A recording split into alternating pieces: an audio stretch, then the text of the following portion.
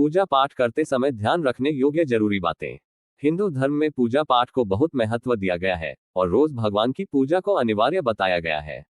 लोग इसका पालन भी करते हैं, लेकिन कई बार देखा गया है कि कुछ लोग हमेशा इस बात की शिकायत करते हैं कि वे पूजा तो कर रहे हैं, लेकिन उन्हें पूजा का सही फल नहीं मिल रहा है।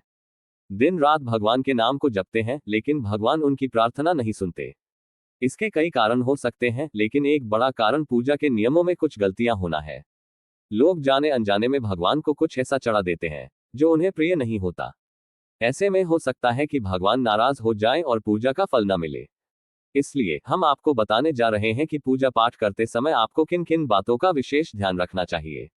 लेकिन उससे पहले, अगर आप भी चाहते हैं कि लक्ष्मी माता का आशीर्वाद आप पर बना रहे, तो इस वीडियो को एक लाइक करें और चैनल को सब्सक्राइब कर लें।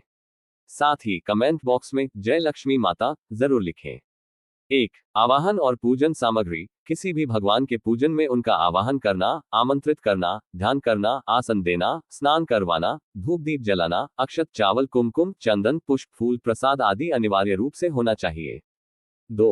पान का पत्ता। पूजन में पान का पत्ता भी रखना चाहिए। ध्यान रखें, पान के पत्ते के साथ इलायची, लौंग, गुलकंद आदि भी चढ़ाना चाहिए। पूरा बना हुआ पान चढ़ाएंगे तो श्रेष्ठ रहेगा। 3. फूलों की शुद्धता। देवी देवताओं को हार, फूल, पत्तियां आदि अर्पित करने से पहले एक बार साफ पानी से अवश्य धो लेना चाहिए। 4. अखंडित चावल। सभी प्रकार की पूजा में चावल विशेष रूप से चढ़ाए जाते हैं। पूजन के लिए ऐसे चावल का उपयोग करना चाहिए जो अखंडित, पूरे हों, यानी टूटे हुए न हो। चावल चढ़ाने से पहले इन्हें हल्दी से पीला करना बहुत शुभ माना गया है। इसके लिए थोड़े से पानी में हल्दी घोल लें और उस घोल में चावल को डुबोकर पीला किया जा सकता है। 5. दीपक का ध्यान। पूजन कर्म में इस बात का विशेष ध्यान रखें कि पूजा के बीच में दीपक बुझना नहीं चाहिए। ऐसा होने पर पूजा का पूर्ण फल प्राप्त नहीं हो पाता। 6. वस्त्र अर्पण। भगवान विष्णु को प्रसन्न करने के लिए पीले रंग का रेशमी कपड़ा चढ़ाना चाहिए। माता दुर्गा, सूर्यदेव व श्री गणेश को प्रसन्न करने के लिए लाल रंग का और भगवान शिव को प्रसन्न करने के लिए सफेद वस्त्र अर्पित करना चाहिए। 7. कुलदेवता और ग्राम देवता। किसी भी प्रकार के पूजन में कुलदेवता, कुलदेवी, घर के वास्तु देवता, ग्राम देवता आदि का ध्यान करना भी आवश्यक है। इन सभी का पूजन भी करना चाहिए। 8. आसन का सम्मान। पूजन में हम जिस आसन पर बैठते हैं उसे पैरों से इधर उधर नहीं खिसकाना चाहिए। आसन को हाथों से ही खिसकाना चाहिए। 9. घी का दीपक। यदि आप प्रतिदिन घी का एक दीपक भी घर में जलाएंगे तो घर के कई वास्तु दोष भी दूर हो जाएंगे। 10. पंचदेव की पूजा। सूर्य, गणेश, दुर्गा, शिव और विष्णु, ये पंचदेव कहलाते हैं। इनकी पूजा सभी कार्यों में अनिवार्य रूप से की जानी चाहिए। प्रतिदिन पूजन करते समय इन पंचदेव का ध्यान करना चाहिए। इससे लक्ष्मी कृपा और समृद्धि प्राप्त होती है। 11. तुलसी के पत्ते। तुलसी के पत्तों को 11 दिनों तक बासी नहीं माना जाता। इनकी पत्तियों पर हर रोज जल छिड़ककर पुनः भगवान को अर्पित किया जा सकता है। तुलसी के पत्तों को बिना स्नान किए नहीं तोड़ना चाहिए। शास्त्रों के अनुसार यदि कोई व्यक्ति बिना स्नान किए तुलसी के पत्ते तोड़ता है तो पूजन में ऐसे पत्ते भगवान द्वारा स्वीकार नहीं किए जाते। 12. दीपक की स्थिति। दीपक हमेशा भगवान की प्रतिमा के ठीक सामने ही लगाना चाहिए। कभी कभी भगवान की प्रतिमा के सामने दीपक न लगाकर इधर उधर लगा दिया जाता है, जबकि यह सही नहीं है। 13. बत्ती का प्रकार। घी के दीपक के लिए सफेद रुई की बत्ती का ही उपयोग किया जाना चाहिए, जबकि तेल के दीपक के लिए लाल धागे की बत्ती श्रेष्ठ बताई गई है।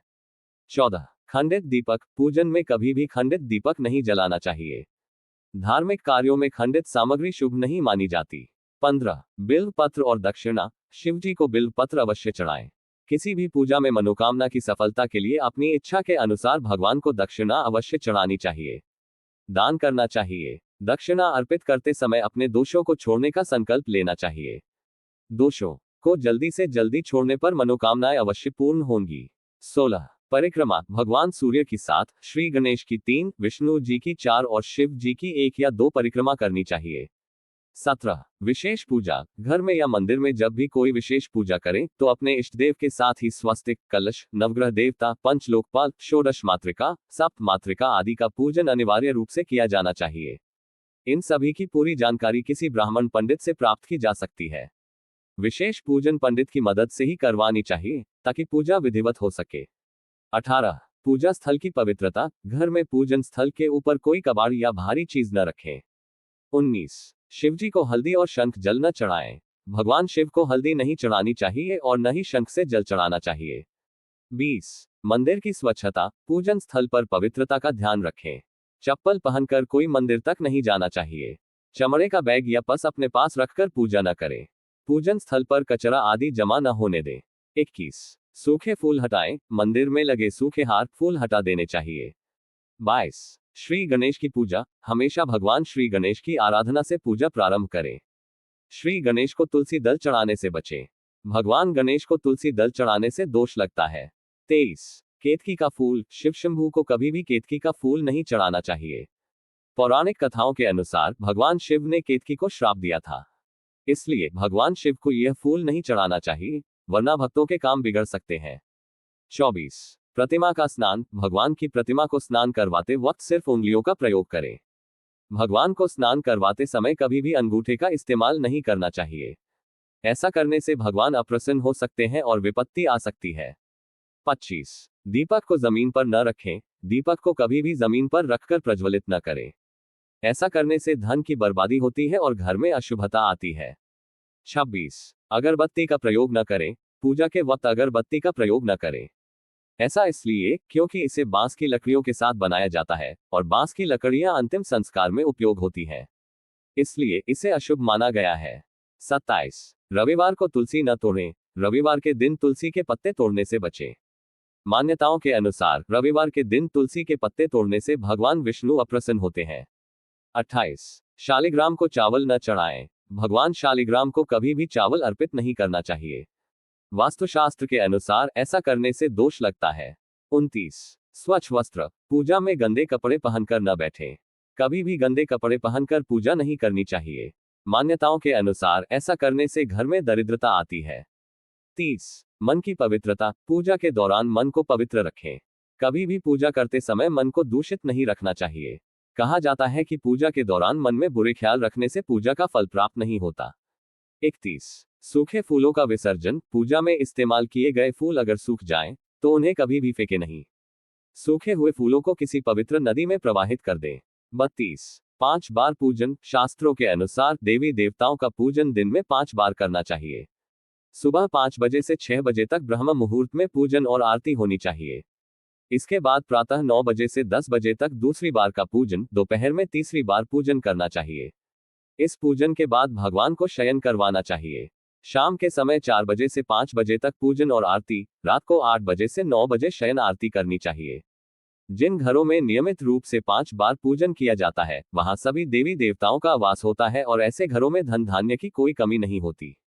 33 गंगाजल का भंडारण, प्लास्टिक की बोतल में या किसी अपवित्र धातु के बर्तन में गंगाजल नहीं रखना चाहिए। अपवित्र धातु जैसे एल्यूमिनियम और लोहे से बने बर्तन में गंगाजल नहीं रखा जाना चाहिए। गंगाजल तांबे के बर्तन में रखना ही शुभ रहता है। 34 शंख का उपयोग, स्त्रियों को और अपवित्र अवस्था में पुरुषों को शंख नहीं बजाना चाहिए। यदि इस नियम का पालन नहीं किया जाता तो जहां शंख बजाया जाता है, वहां से देवी लक्ष्मी चली जाती है। 35 पीठ न दिखाएं, मंदिर और देवी देवताओं की मूर्ति के सामने कभी भी पीठ दिखाकर नहीं बैठना चाहिए। 36 दक्षिणा और संकल्प, किसी भी पूजा में मनोकामना की सफलता के लिए दक्षिणा अवश्य चढ़ानी चाहिए। दक्षिणा अर्पित करते समय अपने दोषों को छोड़ने का संकल्प लेना चाहिए। दोषों को जल्दी से जल्दी छोड़ने पर मनोकामनाएं अवश्य पूर्ण होंगी। 37 फूल चढ़ाने का तरीका, आमतौर पर फूलों को हाथों में रखकर भगवान को अर्पित किया जाता है। ऐसा नहीं करना चाहिए। फूल चढ़ाने के लिए फूलों को किसी पवित्र पात्र में रखना चाहिए और इसी पात्र से लेकर देवी देवताओं को अर्पित करना चाहिए। 38 दीपक से दीपक न जलाएं, हमेशा इस बात का ध्यान रखें कि कभी भी दीपक से दीपक नहीं जलाना चाहिए। शास्त्रों के अनुसार जो व्यक्ति दीपक से दीपक जलाते हैं, वे रोगी होते हैं। 39 आरती का तरीका, भगवान की आरती करते समय ध्यान रखें कि भगवान के चरणों की 4 बार, नाभि की 2 बार और मुख की 1 या 3 बार आरती करें। इस प्रकार भगवान के समस्त अंगों की कम से कम 7 बार आरती करनी चाहिए। 40 प्रतिष्ठित मूर्ति, अपने मंदिर में सिर्फ प्रतिष्ठित मूर्ति ही रखें। उपहार कांच, लकड़ी एवं फाइबर की मूर्तियां न रखें। खंडित, जली, कटी फोटो और टूटा कांच तुरंत हटा दें। शास्त्रों के अनुसार खंडित मूर्तियों की पूजा वर्जित है। जो भी मूर्ति खंडित हो जाती है, उसे पूजा स्थल से हटा देना चाहिए और किसी पवित्र बहती नदी में प्रवाहित कर देना चाहिए। इस संबंध में यह बात ध्यान रखने योग्य है कि सिर्फ शिवलिंग कभी भी किसी भी अवस्था में खंडित नहीं माना जाता।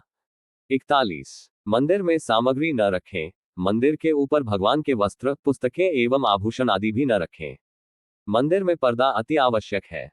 अपने पूज्य माता पिता तथा पितरों का फोटो मंदिर में कदापि न रखें। उन्हें घर के नैऋत्य कोण में स्थापित करें। 42। प्रणाम का तरीका। कभी भी भगवान को या अपने से बड़ों को एक हाथ से प्रणाम नहीं करना चाहिए। इसके साथ ही यह भी ध्यान रखें कि सोए हुए व्यक्ति का चरण स्पर्श नहीं करना चाहिए। पूजा के बाद बड़ों का आशीर्वाद लेते समय ध्यान रखें कि किसी के दाएं पैर को दाएं हाथ से और बाएं पैर को बाएं हाथ से छूकर प्रणाम करें। 43। जप का तरीका। जप करते समय जीभ या होठ नहीं हिलाने चाहिए। इसे उपांशु जप कहते हैं। इसका फल सगुण प्राप्त होता है। माला जप करते समय दाएं हाथ को कपड़े या गोमुखी से ढककर रखना चाहिए। जप के बाद आसन के नीचे की भूमि को स्पर्श कर नेत्रों से लगाना चाहिए। इससे आपको जप के पूर्ण फल की प्राप्ति होती है। 44। पूजा स्थल का स्थान। शास्त्रों के अनुसार घर में पूजा करने का स्थान ईशान कोण में होना चाहिए। उत्तर दिशा और पूर्व दिशा के बीच का भाग ईशान कोण होता है। ईशान कोण को शुभ कार्यों के लिए सबसे उत्तम दिशा माना गया है। इस दिशा में पूजा के मंदिर को स्थापित करें। यदि किसी कारणवश ऐसा न कर पाए तो भूलकर भी घर के ईशान कोण में गंदगी जमा न होने दें। घर के इस हिस्से को सदा पवित्र रखें। ईशान कोण के अतिरिक्त पूर्व दिशा भी पूजा स्थान के लिए शुभ मानी जाती है। इसलिए आप घर में ईशान कोण व पूर्व दिशा दोनों में से जहां भी सुविधाजनक रूप से पूजा स्थल की स्थापना कर सके वहां करें। 45। गणेश जी की स्थापना। पूजा स्थल में गणेश जी की स्थापना अवश्य करें। इसके लिए एक सुपारी पर लाल धागे मौलिक को लपेट लें और कुमकुम से तिलक कर एक कटोरी में थोड़े चावल रखकर स्थापित करें। 46। गंगाजल का पात्र। पूजा स्थल में एक कोने में बंद पात्र में गंगाजल अवश्य रखना चाहिए। एक तांबे के छोटे से लोटे में जल को पूजा स्थल में अवश्य रखना चाहिए। प्रतिदिन इस पात्र का जल बदलना चाहिए। पुराने जल को पीपल के पेड़ या तुलसी के पौधे में डाल सकते हैं। 47। एक देव एक मूर्ति। पूजा के स्थान में एक देव की सिर्फ एक ही प्रतिमा रखें। यदि आपके पास एक देव की एक से अधिक प्रतिमाएं पूजा स्थल में हैं, तो उन्हें घर में कहीं भी दीवार आदि पर लगा सकते हैं, किंतु पूजा स्थल में एक देव की एक ही प्रतिमा रखें। 48। मूर्तियों का आकार। घर में पूजा के स्थान पर कभी भी बड़ी मूर्तियां नहीं रखनी चाहिए। बड़ी मूर्तियों में प्राण प्रतिष्ठा होना अनिवार्य हो जाता है। इसलिए बड़ी मूर्तियां मंदिर के लिए ही उचित हैं। पूजा स्थल में छोटी मूर्ति रख सकते हैं। 49। पितरों की तस्वीर। पूजा करने के स्थान पर भूलकर भी अपने पितृदेव, स्वर्गीय माता पिता या गुरु की तस्वीर न लगाएं। उनका स्थान अलग रखें। 50। पूजा स्थल की सफाई। पूजा स्थल में कचरा एकत्रित न होने दें। प्रतिदिन पूजा घर की सफाई करें। 51। खंडित मूर्ति। अगर आपने पूजा घर में कोई मूर्ति स्थापित की हुई है तो ध्यान दें कि मूर्ति का कोई भी हिस्सा खंडित नहीं होना चाहिए। मूर्ति खंडित होने पर तुरंत उसे वहां से हटा दें। खंडित मूर्ति को बहते जल में विसर्जित कर सकते हैं। 52। देसी घी का उपयोग। पूजा के समय यदि संभव हो तो शुद्ध देसी गाय के घी का प्रयोग करें। भोग लगाने के लिए अग्नि में गाय के गोबर के कंडों उपलों का ही प्रयोग करना उत्तम माना गया है। 53। दीपक का बुझना। पूजा पाठ के समय दीपक कभी भी बुझना नहीं चाहिए। शास्त्रों में यह एक बड़ा अपशकुन माना गया है। 54। गुग्गल युक्त धूप। पूजा पाठ के समय गुग्गल युक्त धूप बत्ती का प्रयोग करें। गुग्गल घर के वातावरण को शुद्ध करता है और घर से नकारात्मक ऊर्जा या बुरे दोष को दूर करता है। 55। पूजा स्थल को ढकें। रात्रि को सोते समय पूजा स्थल को लाल पर्दे द्वारा ढक दें और सुबह होने पर पर्दे को हटा दें। 56। फूलों का चयन। पूजा करते समय भगवान को फूल चढ़ाना शुभ माना जाता है। कुछ फूल देवी देवताओं को विशेष रूप से प्रिय होते हैं और फूल चढ़ाते समय इस बात का ध्यान रखना चाहिए। जैसे दुर्गा मां को लाल और भगवान विष्णु को पीले रंग के ही फूल चढ़ाने चाहिए। पूजा में कभी भी बासी फूल नहीं चढ़ाने चाहिए, यह अशुभ माना जाता है। 57। कलश और दीपक की स्थिति। पूजा में इस्तेमाल कलश या जल के लोटे को हमेशा ईशान कोण में रखना चाहिए। दीपक और कलश को एक दूसरे के बिल्कुल पास कभी न रखें, वरना इसके दुष्प्रभाव झेलने पड़ते हैं। 58। आसन पर पूजा। पूजा हमेशा आसन पर बैठकर ही करनी चाहिए। आसन पर बैठकर पूजा न करने से इसका फल नहीं मिलता। आसन के रंग का चुनाव आपको अपनी राशि के हिसाब से ही करना चाहिए। 59। भजन कीर्तन में ध्यान। भगवान के भजन कीर्तन या आरती के दौरान हर तरीके से वहां उपस्थित रहें। इस दौरान किसी से बातचीत करने से पूजा का फल नहीं मिलता। पूजा की सामग्री को लेकर कभी भी दिखावा न करें। 60। आसन का चयन। आप पूजा किसकी करने जा रहे हैं उसके हिसाब से आसन का चुनाव करें। पूजा शुरू करने से पहले देखें कि आसन किस चीज का है और किस रंग का है, क्योंकि अलग अलग रंग के आसन का अपना अलग महत्व है। कोशिश करें कि कंबल या ऊन से बने आसन का ही प्रयोग करें। धन की देवी माता लक्ष्मी, माँ दुर्गा और हनुमान जी की पूजा करने जा रहे हैं तो लाल रंग के आसन का प्रयोग करें। अगर मंत्र सिद्धि की पूजा करनी है तो कुशा से बने आसन को श्रेष्ठ माना गया है। यह तमाम जानकारी जन रुचि को ध्यान में रखकर दी जा रही है। ज्योतिष और धर्म के उपाय और सलाह को अपनी आस्था और विश्वास पर आजमाएं। वीडियो का उद्देश्य मात्र आपको बेहतर सलाह देना है। इस संदर्भ में हम किसी प्रकार का कोई दावा नहीं करते हैं। दोस्तों, वीडियो अच्छी लगी हो तो लाइक और सब्सक्राइब जरूर करें। धन्यवाद।